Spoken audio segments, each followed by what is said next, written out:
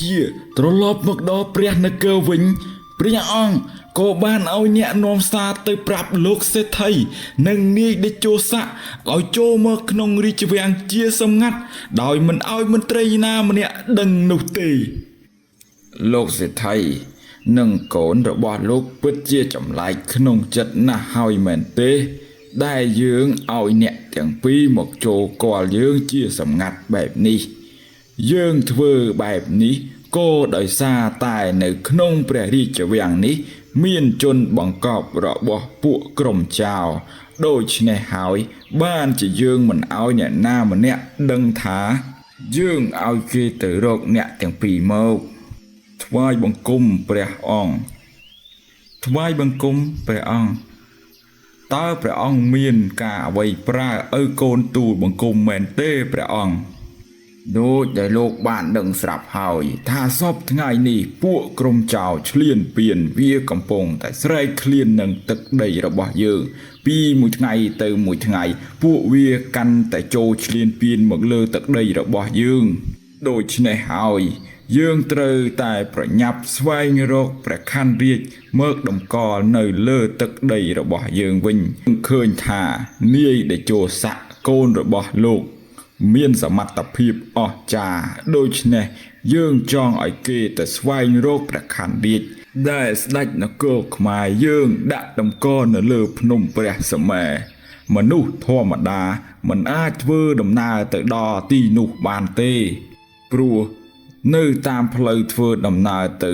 មានឧបសគ្គច្រើនណាស់យើងគិតថាមានតែលោកតេជោសៈដែលជាកូនប្រុសរបស់លោកតែប៉ុណ្ណោះដែលមានសមត្ថភាពស័ក្តិសមដែលអាចទៅដល់កំពូលភ្នំនោះតើលោកព្រមជួយយើងក្នុងការស្វែងរកព្រះខ័នរាជត្រឡប់មកវិញបានទេទូលបង្គំស្ម័គ្រចិត្តក្នុងការទៅស្វែងរកព្រះខ័នរាជត្រឡប់មកវិញបិតាបុត្រីចង់ទៅជាមួយនឹងនាយតេជោសៈដែរណាបិតាបុត្រីមិនអាចទៅបានទេព្រោះវាមានគ្រោះថ្នាក់ណាស់បិតាបារម្ភពីបុត្រខ្លាចបុត្រមានគ្រោះថ្នាក់ចុះលោកសេដ្ឋីគាត់មិនបារម្ភកូនប្រុសរបស់គាត់ទេអីព្រះមេត្តាម្យ៉ាងទៀតបុត្រីជាព្រះនាងនគរនេះបុត្រីក៏មានតួនាទីក្នុងការការពារប្រទេសជាតិយើងដែរព្រះនាងគង់នៅព្រះរាជវាំងនេះហើយទុកឲ្យទូបង្គំជាអ្នកទៅម្នាក់ឯងបានហើយណាព្រះនាងអេយើងមិនឲ្យនាយទៅផ្សងគ្រោះថ្នាក់តែម្នាក់ឯងនោះទេយើងនឹងទៅជាមួយនាងណាហើយចុះបិតាយល់ពីប្រតិបុត្រីហើយតែបុត្រីត្រូវតែចេះការពារខ្លួនផងកុំធ្វើជាសម្ពាយឲ្យនាយតេជោសៈទៅបានហើយណែនាយតេជោសៈយើងដឹងថានាយក៏មានចិត្តប្រតិព័ទ្ធស្រឡាញ់បុត្រីរបស់យើងដែរនៅពេលដែលនាយត្រឡប់មកវិញយើងនឹងធ្វើពិធីរៀបអភិសេកឲ្យនាយនិងបុត្រីយើងនាយត្រូវតែមើលថែរក្សាបុត្រីយើងឲ្យបានល្អណាស់យើងសង្ឃឹមទៅលើនាយហើយនាយតេជោសៈនិងបុត្រីមុនីកែវក៏បានថ្វាយបង្គំលាព្រះអង្គចេញដំណើរភ្លាមទៅពេលធ្វើដំណើរនៅតាមផ្លូវណែនាយតេជោសៈមិនដេចបានជានាយមិនហៅសត្វអន្ត្រីរាជស្រីរបស់នាយឲ្យហោះជូនពួកយើងទៅលើកំពូលភ្នំនោះភ្លាមទៅចាំបាច់អីនាំគ្នាដើរទៅទាំងបែបនេះក្រាបទូលព្រះនាងបងអន្ត្រីរាជស្រីគាត់បាននិយាយថាគាត់មិនអាចហោះពីលើភ្នំព្រះសមេបាននោះទេពីព្រោះនៅលើភ្នំនោះមានអ្នកសច្ចាំងក៏ដូចជាសត្វទេពនិងសត្វបិសាចដែលមានបារមីយុទ្ធសិលខ្លាំងពូកែជាងគាត់ច្រើនណាស់ដូច្នេះហើយបានជាទូបង្គំមិនឲ្យគាត់មកនេះគុំថាព្រះនាងសោកស្ដាយឯមកតាមទូបង្គំនេះយើងមិនបានសោកស្ដាយក្រោយនោះទេណានាយយើងចេះតែសួរលេងកុំឲ្យនាយអត់សុខនឹងណាលោកបងនោះគឺជាព្រះនាងមុនីកែវនិងអឌិជោសៈតើលោកបងអ្នកយកការរីការមកថាវានឹងព្រះនាងមុនីកែវធ្វើដំណើរទៅរកព្រះខ័នរាជ នៅតាមផ្លូវនេះពួកយើងនឹងចូលទៅសម្លាប់វាពេលនេះតែម្ដងទៅឯលបងហាឈប់សិនពួកយើងមិនអាចសម្លាប់វាពេលនេះបានទេយើងត្រូវតែឲ្យវានាំផ្លូវពួកយើងទៅរកព្រះខ័នរាជនោះសិននៅពេលដែលបានឃើញព្រះខ័នរាជហើយចាំយើងសម្លាប់ពួកវាព្រោះកាលណាព្រះខ័នរាជនៅតែមានវត្តមាននៅលើទឹកដីខ្មែរពួកយើងពិបាកនឹងវាយដណ្ដើមយកទឹកដីនឹងណាដូច្នេះយើងត្រូវតែរកវិធីណាដើម្បីដណ្ដើមយកឲ្យបានអញ្ចឹងពេលនេះយើងគួរធ្វើយ៉ាងម៉េចទៅលោកបងយើងត្រូវតែនាំគ្នាដើរទៅតាមក្រោយពួកវាជាសម្ងាត់កុំឲ្យពួកវាដឹងឮទេបាទលោកបងមេចៅនិងកូនចៅរបស់វាបាននាំគ្នាដើរតាមក្រោយរបស់នាយតេជោស័កនិងព្រះនាងមុនីកែវប៉ុន្តែពួកវាមិនបានដឹងថានាយតេជោស័កបានដឹងខ្លួនថាពួកវាដើរតាមពីក្រោយនោះទេពេលធ្វើដំណើរទៅដល់ព្រៃជ្រៅបន្តិចនាយតេជោស័កនិងព្រះនាងមុនីកែវក៏នាំគ្នាអង្គុយសម្រាកពេលនោះនាយតេជោស័កក៏បានឮព្រាយខ្លាពីក្បាលយាយតានិយាយគ្នានៅចិត្តនោះយាយចាស់ឯងឃើញទេចំណីរបស់យើងមកហើយយើងថ្ងៃនេះពួកវាដឹងតែឆ្ងាញ់មាត់យើងហើយពិតមែនហើយតាកាចាស់ខ្ញុំខានបានទីសាច់មនុស្សជាច្រើនឆ្នាំហើយ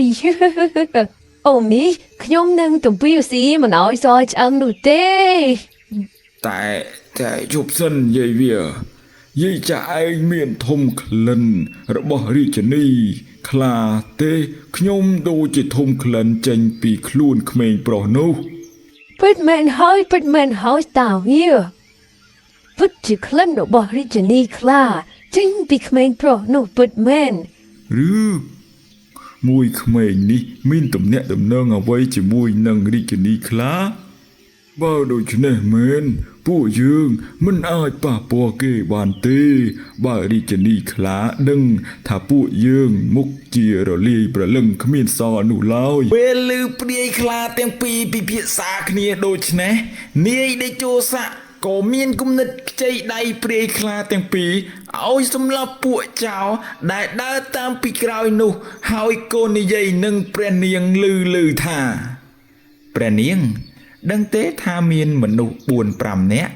កំពុងតែដើរតាមពីក្រោយយើងមិនបានដឹងទេហើយចុះពួកគេជាណាហេតុអីបានទីដើរមកតាមពួកយើងដូច្នេះឬមួយពួកវាជាអ្នកការពារដែលព្រះបិតាចាត់ឲ្យមកតាមការពារយើងក្រាបទូលព្រះនាងពួកគេមិនមែនជាអ្នកដែលព្រះរាជាចាត់ឲ្យមកតាមការពារយើងទេបើតាមទូលបង្គំគិតប្រហែលជាពួកក្រុមចៅនោះហើយអញ្ចឹងយើងគិតបែបណាទៅនាយស័កពួកយើងឆាប់បន្តដំណើរទៅមុខទៀតទៅព្រះនាងយាយវាស្ដាប់ឮទេឯងបានឮដូច្នេះដែរទេនៅមានមនុស្ស 4-5 នាក់ទៀតកំពុងតែដើរមកទីនេះហើយយើងចាំចាប់ពួកនៅខាងក្រោយនោះស៊ីទៅ2នាក់នេះកុំប៉ះពាល់វាអី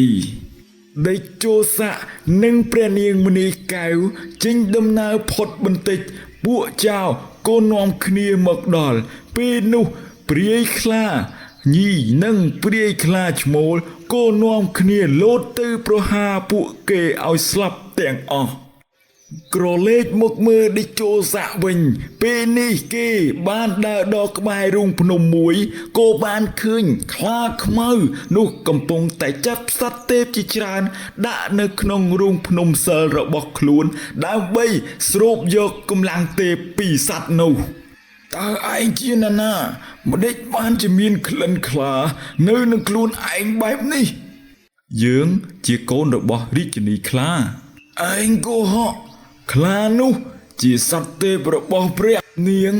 ជាសត្វដែលមានកាយបរិសុទ្ធមានបារមីនិងសិលខ្លាំងពូកែធ្វើម្ដេចនឹងមានកូនជាមនុស្សធម្មតាដូចជាឯង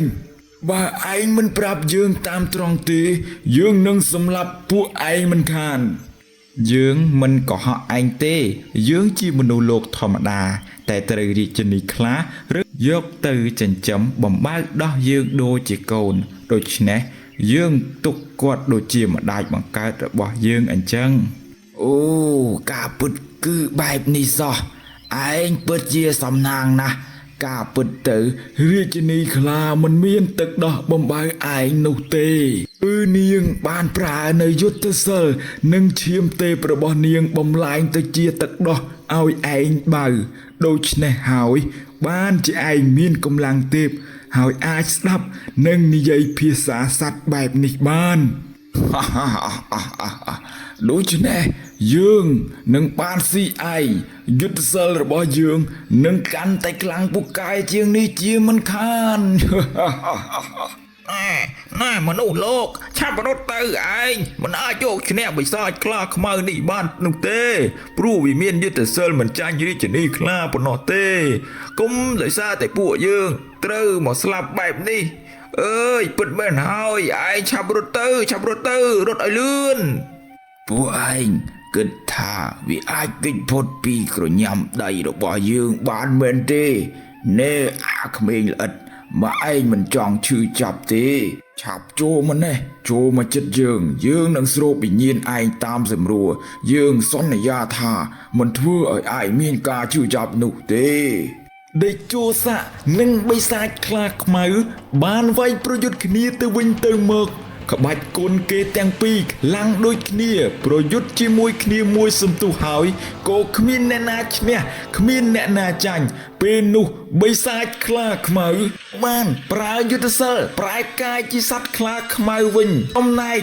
ដេជោស័កឃើញបែបនេះក៏ប្រែកាយជាសត្វខ្លាដំបងដ៏ធំមួយខំប្រយុទ្ធជាមួយនឹងបិសាចខ្លាខ្មៅនោះខំប្រយុទ្ធគ្នាផងប្រើយុទ្ធសិលដាក់គ្នាផងទីបំផុតខ្លាខ្មៅបិសាចនោះក៏ត្រូវដេជោស័កខំសម្លាប់ឲ្យស្លាប់ក្នុងពេលនោះទៅហើយក៏ជួយសង្គ្រោះសត្វទេពដែលជាប់នៅក្នុងរូងភ្នំអាគមនោះពួកយើងពិតជាអរគុណឯងណាស់កូនរាជនីខ្លាយើងមិននឹកស្មានថាឯងនៅក្មេងដូចជាឯងនេះសោះមានសមត្ថភាពអស្ចារ្យបែបនេះនោះទេខ្លាពិតជាមានសំណាងណាស់ដែលមានកូនប្រុសល្អបែបនេះយើងមិនអាចបំភ្លេចគុណជួនជីវិតនេះតាន់ទេបើសិនជាឯងមានអ្វីឲ្យពួកយើងជួយពួកយើងនឹងស្ម័គ្រចិត្តជួយមិនរុញរាណានោះទេបើពួកបងនិយាយបែបនេះទៅហើយខ្ញុំសូមពឹងឲ្យបងជួយខ្ញុំស្វែងរកកន្លែងតម្កល់ព្រះខ័នរាជដែលជាដាវសម្រាប់ការពារប្រទេសខ្មែរយើងយកទៅតម្កល់នៅព្រះរាជវាំងវិញតើពួកបងជួយខ្ញុំបានទេកន្លែងនោះពួកយើងស្គាល់ច្បាស់ណាស់តែក៏មានគ្រោះថ្នាក់ខ្លាំងណាស់ដែរតាំងពីព្រះរាជាខ្មែរជំនាន់មុនមកតម្កល់នៅលើភ្នំព្រះសម័យនេះមិនទាន់មានអ្នកណាអាចចូលទៅយកបាននោះទេមិនថាជាមនុស្សឬទេវតាឬក៏អ្នកផ្សេងមិនអាចចូលទៅក្បែរនោះបានទេតែវិញ្ញាណស័ក្តិសិទ្ធិរបស់បុព្វបុរសខ្មែរនិងសត្វទេពដែលមានបុណ្យបារមីខ្ពស់នៅការពារព្រះខ័ននោះបើឯងចង់សាកល្បងចាំពួកយើងជូនឯងទៅតែបើមានគ្រោះថ្នាក់អីកុំបន្ទោសពួកយើងទាំងអស់គ្នាណាបើអញ្ចឹងមែនរំខានពួកបងជូនពួកខ្ញុំទៅទីនោះផងពួកសត្វទេពក៏បានហោះនាំដេជោស័កនិងព្រះនាងមុនីកែវទៅកន្លែងតម្កល់ព្រះខ័នពេលទៅដល់មាត់រូងភ្នំពួកសត្វទេពក៏បាននិយាយនឹងនាយស័កថានេះជាផ្លូវទៅកន្លែងតម្កល់ព្រះខ័នរាជហើយទីនេះចូលបានតែម្នាក់ឯងតែប៉ុណ្ណោះដូច្នេះសូមព្រះនាងគង់នៅទីនេះហើយព្រោះព្រះនាងមិនអាចចូលទៅជាមួយគ្នាបាននោះទេអញ្ចឹងខ្ញុំសូមពឹងពួកបងជួយមើលថែព្រះនាងឲ្យខ្ញុំផងមិនអីទេពួកយើងនឹងមើលថែរក្សាព្រះនាងនៅចាំទូលបង្គំទីនេះហើយណាទូលបង្គំនឹងឆាប់ត្រឡប់មកវិញទេត្រូវប្រយ័ត្នខ្លួនផងណានាយចាំតិចសិនពួកយើងមានអ្វីមកសងគុណឯងដែលបានជួយសង្គ្រោះពួកយើងនេះជាតំណក់ឈាមនិងវិជ្ជាដែលខ្ញុំបានហាត់រៀនរាប់រយឆ្នាំខ្ញុំនឹងប្រគល់ឲ្យទៅឯងក្រែងលោកអាចជួយអ្វីឯងបានខ្លះ ពួកសត្វទេពទាំងអស់ ដែលដេជោសាបានជួយកូននាំគ្នាបញ្ចូលនៅវិជាដែលខ្លួនបានចេះនិងកម្លាំងទេពរបស់ខ្លួនឲ្យទៅដេជោសាក្រោយពីបញ្ចូលរួចហើយនាយដេជោសាក៏បានធ្វើដំណើរចូលទៅច្រករនាំងសិលនោះភ្លាមទៅហើយយ៉ាចាទីបំផុតមានមនុស្សមកធ្វើចំណីរបស់យើងហើយសួស្ដីបងខ្ញុំមកនេះគ្រាន់តែចង់យកព្រះខ័នរាជទៅតម្កល់ទុកក្នុងនគររបស់ខ្ញុំវិញតែប៉ុណ្ណោះសូមលោកអត់ទោសឲ្យខ្ញុំផងដែលបានចូលមកបំពេញបែបនេះមិនសុំទោសយើងទេអ្នកដែលមកទីនេះសូត្រតែជាមនុស្សឡើងពូកែហើយបើឯងអាចយកឈ្នះយើងបានយើងនឹងឲ្យឯងបន្តដំណើរទៅមុខទៀតតែបើឯងចាញ់យើងដឹងហើយថាយើងកំពុងតែខ្វះគ្រឿងក្លែមស្រាផងឯងនឹងខ្លាចជាចំណីរបស់យើងខ្លាចជាសាច់ក្លែមរបស់យើងហើយឲ្យខ្ញុំប្រយុទ្ធជាមួយនឹងលោកបែបណាទៅបើខ្ញុំមើលលោកមិនឃើញផងហ្នឹង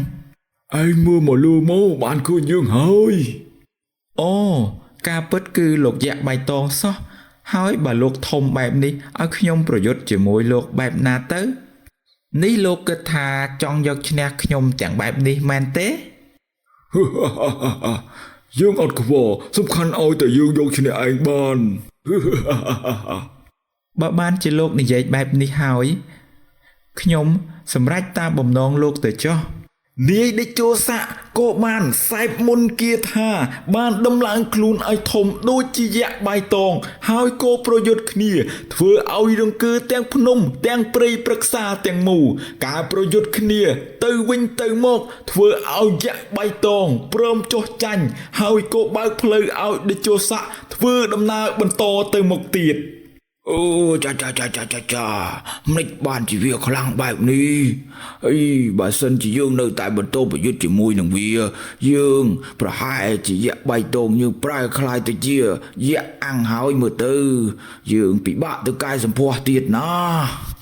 បានទេមិនបានទេអ្នកកំឡោះនេះយើងឲ្យឯងទៅហើយមិននៅទេវើយឲ្យរត់ហើយឃើញក៏ដាប់ដៃវាអូយលោកឲ្យលោកវាយយើងម៉ាក់ដៃញាក់សាច់ណែអ្នកកំឡោះពិតជាមិនធម្មតាមែនតែបានឆ្លងកាត់ដំណាក់កាលយក្សបៃតងមកដល់ទីនេះឯងជាមនុស្សមានសមត្ថភាពអស្ចារ្យព្រោះតែខ្លាយទៅជាស្ដេចគ្រប់គ្រងនៅទីនេះទាំងមូលមិនគួរណាមកសងគ្រោះថ្នាក់នៅទីនេះយើងមានសមត្ថភាពអាចបំពេញបំណងឯងបានចូលឯងសម្លឹងទៅខាងនោះមានមាសប្រាក់ដ៏សម្បើមនិងស្រីស្អាតកំពុងតែរងចាំឯងហើយឲ្យតែឯងមិនទៅយកព្រះខ័នរាជនឹងជួយឲ្យឯងខ្លាចជាស្ដេចគ្រប់គ្រងនៅទីនេះទាំងមូលហើយមានមាសប្រាក់ជាច្រើនព្រមទាំងស្រីស្អាតទាំងអស់ឲ្យទៅឯងឲ្យបើសិនជាអ្នកកំឡោះឯងចង់បានខ្លួនយើងជាប្រពន្ធយើងក៏យល់ព្រមនឹងដែរខ្ញុំគ្រាន់តែចង់ធ្វើជាមនុស្សធម្មតាខ្ញុំមិនត្រូវការមាសប្រាក់អំណាចនិងស្រីស្អាតអីនោះទេសូមបងស្រីអនុញ្ញាតឲ្យខ្ញុំបានឆ្លងកាត់ទៅផងចុះឯងដឹងទេថាលទ្ធផលជំទាស់នឹងបំណងរបស់យើងគឺមានលទ្ធផលបែបណាខ្ញុំពិតជាអរគុណនៅបំណងរបស់បងស្រីណាស់តែខ្ញុំមានគោលដៅរបស់ខ្ញុំដែរប្រទេសជាតិប្រជារាស្ត្រខ្ញុំកំពុងតែរងចាំខ្ញុំយកព្រះខ័នរាជទៅកម្ចាត់សត្រូវដូច្នេះខ្ញុំមិនអាចធ្វើតាមបំណងរបស់បងស្រីបានទេបើបានជាឯងគិតបែបនេះទៅហើយកុំបន្ទោសយើងឲ្យសោះនាងបិសាចពស់ក៏បានប្រែកាយជារូបបិសាចពស់ពិតមួយយ៉ាងធំនៅពីមុខនាយដេជោសាដេជោសាឃើញបែបនេះក៏នឹកឃើញកាលពីមុនម្ដាយខ្លាធ្លាប់ប្រាប់ថាមានស្ដេចពស់បិសាចមួយមានមាឌធំសម្បើមពឹសរបស់វាសាហាវខ្លាំងណាស់មិនថាជាមនុស្សបិសាចឬទេវតាឲ្យទៅត្រូវវាខំឬព្រោះពឹសដាក់មុខជាស្លាប់មិនខានឡើយតែក៏មានសត្វទេពមួយដែលមិនខ្លាចពឹសរបស់វានោះគឺជាស្ដេច ស្វាថ្មក្រោយពីគិតឃើញហើយនាយដេជោសៈបានប្រើវិតមន្តវិជ្ជាសិលរបស់ខ្លួនប្រែកាយទៅជាស្វាថ្មដ៏ធំមួយប្រយុទ្ធនឹងនាងបិសាចពស់នោះបិសាចពស់បានព្រោះពឹសនឹងខំមកលើស្វាថ្មតែស្វាថ្មបានវាយនឹងខំទៅវិញរហូតដល់ពស់នោះបាត់បង់ជីវិតហើយនាយដេជោសៈក៏បានបន្តដំណើរទៅមុខទៀតក៏បានទៅដល់កន្លែងតម្កល់ព្រះខ័នរាជនោះដែររឿងដែលនឹកស្មានមិនដល់នោះគឺអ្នកដែលនៅចាំកន្លែងតម្កល់ព្រះខ័នរាជគឺជាស្ដេចខ្លាដែលជាម្ដាយចិញ្ចឹមរបស់ខ្លួនឃើញបែបនេះដេជោសៈក៏សួរម្ដាយថាម៉ែនេះម៉ែទេតាម្ដេចបានជាម៉ែមកនៅទីនេះទៅវិញអាដាមកូនមើលតកូនមុខជាមានរឿងនៅក្នុងចិត្តច្រើនហើយដែលចង់សួរមករកម៉ែចាំម៉ែប្រាប់កូនតាមស្រួលណាកាលពី500ឆ្នាំមុនព្រះរាជាខ្មែរបានពឹងម៉ែនិងសត្វទេពទាំងអស់នៅលើភ្នំនេះឲ្យជួយការពារដោយព្រះខ័នរាជនេះទុកឲ្យជនជាតិខ្មែរដែលមាននិស្ស័យល្អជាអ្នកស្នេហាជាតិពិតប្រាកដហើយមានទឹកចិត្តសប្បុរសបរិសុទ្ធម៉ែមិននឹកស្មានថាជាអ្នកដែលម៉ែរងចាំជាច្រើនរយឆ្នាំគឺជារូបកូននោះទេម៉ែសប្បាយចិត្តនិងមានមោទនភាពចំពោះកូនណាស់នេះជាព្រះខ័នរាជដែលកូនស្វែងរកហើយចូលកូនទៅដកវាចុះបើកូនពិតជាមនុស្សដែលម៉ែរងចាំមែនកូននឹងអាចដកវាបានតែបើមិនមែនទេកូនក៏មិនអាចដកវាបានឡើយបាទម៉ែកូននឹងសាកល្បងខ្ញុំសូមរំលឹកដល់ដួងវិញ្ញាណបុព្វបុរសខ្មែរគ្រប់ចំនួនបើខ្ញុំពិតជាមនុស្សដែលបុព្វបុរសខ្មែរបានជ្រើសរើសពិតមែននោះសូមឲ្យខ្ញុំដកព្រះខ័នរាជនេះបានដូចបំណងពេលនោះនាយដេជោសៈក៏ចាប់ផ្ដើមដកព្រះខ័នរាជនោះសំលេងផ្កើរន្ទះលាន់រំពើងរំកើងទឹកដីរង្គើផ្អើអស់បាក់សាបាក់សីពពួកអរិយអ្នកតារុក្ខទេវតាទាំងឡាយហើយញាប់ញ័រនឹងសម្ពាធដាវព្រះខ័នរាជនោះជាសប្បាយចិត្តណាស់ដែលកូនអាចដកព្រះខ័ននេះបានមើលទៅលើនគរនេះលើទឹកដីនេះមិនមានអ្នកណាអាចយកឈ្នះកូនបាននោះទេម៉ែអស់ក្តីបារម្ភនឹងកូនហើយបាទម៉ែសមត្ថភាពដែលកូនមានទាំងនេះគឺដោយសារតែម៉ែជាអ្នកផ្ដល់ឲ្យកូនកូនពិតជាសូមអរគុណណាស់ម៉ែកូនល្អរបស់ម៉ែពេលនេះកូនល្មមសំគួរដែលម៉ែត្រឡប់ទៅឋានសួគ៌វិញដែរចូលកូនគំនឹកនាម៉ែអីពេលទំនេរម៉ែនឹងត្រឡប់មកលេងកូនវិញកូនប្រញាប់ត្រឡប់ទៅវិញទៅណាកូនព្រះនាងមន្ទីរកែវកំពុងតែរងចាំភ្លើកូនតែកូនមិនចង់ឲ្យម៉ែទៅចោលកូននោះទេម៉ែបើម៉ែមិននៅតើពេលកូនមានបញ្ហាអីឲ្យកូនទៅពិភាក្សាជាមួយអ្នកណាទៅម៉ែអាតាមកូនពេលនេះកូនធំទាំងក្តីហើយណាកូនកូនអាចសម្រេចចិត្តខ្លួនឯងបានហើយណាកូនឬមួយកូនអាចទៅពិភាក្សាជាមួយនឹងព្រះបិតានិងព្រះនាងមនីកែវបានម៉ែលាកូនទៅសិនហើយណាកូនក្រោយពីព្រះរាជិនីខ្លាហោះឡើងទៅឋានសួគ៌វិញនាយដេជោសៈនិងព្រះនាងមនីកែវក៏បានយកព្រះខ័នរាជត្រឡប់មកព្រះនគរវិញព្រះរាជាក៏បានរៀបចំអភិសេកឲ្យពួកគេទាំងពីរនាក់ចំណែកឯពួកក្រុមចៅនៅតែមានគំនិតចង់បានទឹកដីរបស់ខ្មែរយើងរឿយពួកវាតែងតែលោភលួចចូលមកឈ្លានពានតែក៏ត្រូវវីរៈកងទ័ពខ្មែរបណ្ដេញឲ្យត្រឡប់ទៅវិញរហូតមកដល់សពថ្ងៃនេះក៏ពួកវានៅតែមានគំនិតឈ្លានពានឥតឈប់ឈរ